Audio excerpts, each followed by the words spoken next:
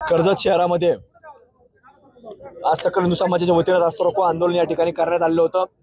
त्याच्यामध्ये मोठ्या संख्येने आमचा सर्व सकल हिंदू समाज या ठिकाणी सहभागी झाला होता आणि विशेष करून महाराष्ट्राच्या विधानसभेतील आमदार आदरणीय पडळकर साहेब या ठिकाणी देखील सकाळी येऊन या सर्व प्रश्नांची चर्चा करून आपल्या हे सर्व रस्ता रोकोला पाठिंबा देऊन या ठिकाणून गेलेले आहेत। त्यांचे देखील या ठिकाणी मी अहिल्यानगर जिल्ह्याच्या वतीने सकल हिंदू समाजातून आभार व्यक्त करतो।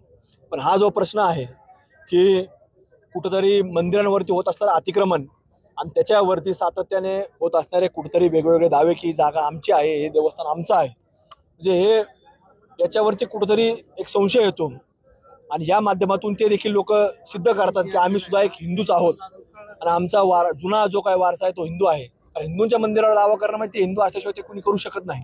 त्यामुळं कुठेतरी अशा वृत्ती कुठेतरी थांबवणं गरजेचं आहे आणि म्हणून महाराष्ट्राच्या देशाच्या राजकारणामध्ये आपण पाहिलं की ते जे काही सातत्याने वेगवेगळ्या ठिकाणी आपल्याला वक्फ बोर्डाच्या माध्यमातून दावे दाखल केले जायचे त्याच्यावर देखील आता कुठेतरी अंकुश आल्यासारखं आपल्याला पाहायला मिळतंय आणि त्यामुळे इथलं जे अतिक्रमण आहे तर ते लवकरात लवकर निघलं पाहिजे। याच्याकरता प्रशासनाने पडळकर साहेबांना सकाळच्या सत्रामध्येच लेखी आश्वासन दिलं, आम्ही ते काढू, आम्ही ते योग्यरित्या आम्ही ते सगळे अतिक्रमण काढण्याचं काम केलं जाईल। पण या ठिकाणी त्यांना काही स्थानिक लोक सातत्याने पाठीशी घालतात, पण त्यांना लक्षात येत नाही की हा भाईचारा हा आपल्या कुटुंबाच्या आणि घरापर्यंत आल्याशिवाय राहणार नाही, तो आपल्या कुटुंबाला कुठेतरी अडचणीत आणणार आहे।